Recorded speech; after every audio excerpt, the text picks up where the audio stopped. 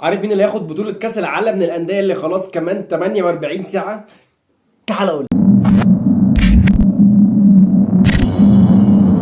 لو انت جيت تبص على ابرز الانديه اللي موجوده في كاس العالم حاليا هتلاقي ابرز الانديه بالترتيب كده، او مش بالترتيب، بالترتيب اللي انت عاوزه: مانشستر سيتي، ريال مدريد، باريس سان جيرمان، البايرن، الهلال، الاهلي، بروسيا دورتموند، اتلتيكو مدريد، انتر ميلان، ممكن شويه انتر ميامي وسان داونز. دول ابرز الانديه اللي موجوده حاليا. لو جيت تشوف بقى اهم 3 انديه واللي هم فعلا ممكن ياخدوا البطوله مش هيطلعوا اكتر من 3، الا هم مين؟ ريال مدريد، مانشستر سيتي، وباريس سان جيرمان، وممكن يعني تضيف معاهم البايرن. طب لحد هنا كويس جدا. تعالى بقى نشوف انهي اكتر فرقه استعدت لهذه البطوله بالطبع وباكتساح.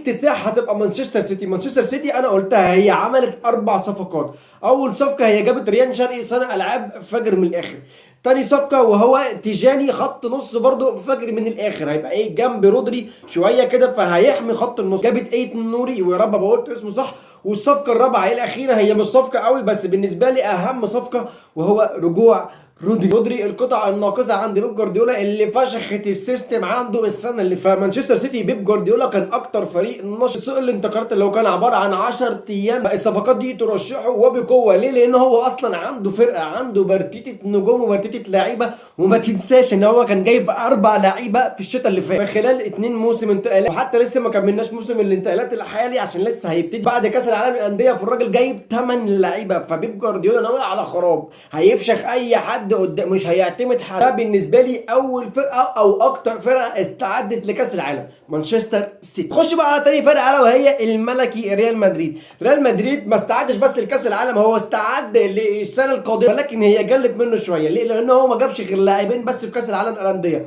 طبعا الصفقه اللي الناس كلها كانت مستنياها من زمان، ارنولد الباك اليمين اللي كانت الدنيا بايظه فيه خالص، وكمان قلب دفاع عشان ريال مدريد كان دخل فيها كميه اهداف غير طبيعيه السنه اللي فاتت.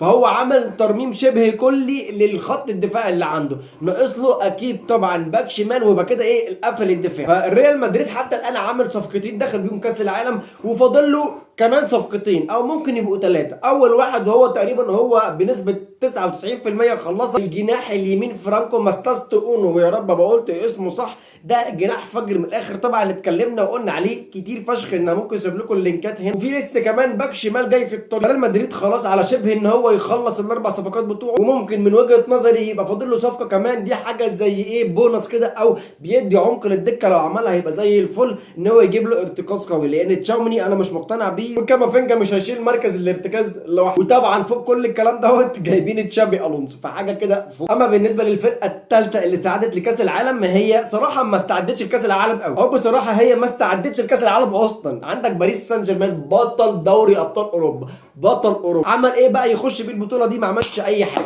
بالعكس ده هو اتفشخ، لعيبته اتفشخت في البطوله بتاع الدوري الاوروبي. باريس سان جيرمان حرفيا داخل البطوله دي وهو متشلح. ليه متشلح؟ لعب اطول موسم تقريبا في تاريخه، واطول موسم في الفرق دي كلها، في فرق اوروبا كلها. السنه اللي فاتت الموسم بتاعه ابتدى من شهر 8 لحد اخر شهر 5، فموسم طويل جدا. باريس سان جيرمان عمره ما لعب الموسم الطويل ده اطلاقا. ليه؟ لانه كان بيخلص دوري الابطال من اول نص 3 كده، كان بيطلع من دور ال16 كده او من دور ال8 يا اخي يقول لك سلام عليكم. فالموسم بتاعه كان بيبتدي من شهر 8 لحد شهر 3 او نص 3، فبيبقى عنده شهر ونص يريح. اللعيبه بعد ما خلصت لحد اخر الموسم لحد يوم 31/5 روح على منتخباته، واللعيبه كمان فضلت تكمل اسبوعين، دخلوا لحد نص 6.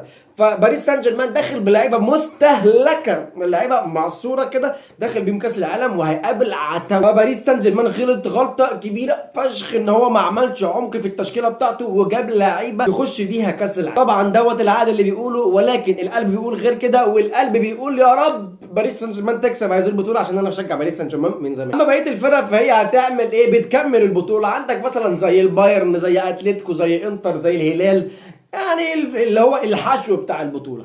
دوت كان رايي، واهم حاجه رايكم. وما تنساش ال4 حاجات اللي بتعملهم كل مره. اول حاجه تقول لي توقعك مين البطل لهذه البطوله، او مين اول 3 أو 4 مراكز لهذه البطوله. اما تاني حاجه اعمل لايك للفيديو دوت حالا، لو ما عجبكش اعمل لايك، والفيديو اللي جاي ان شاء الله يعجبك.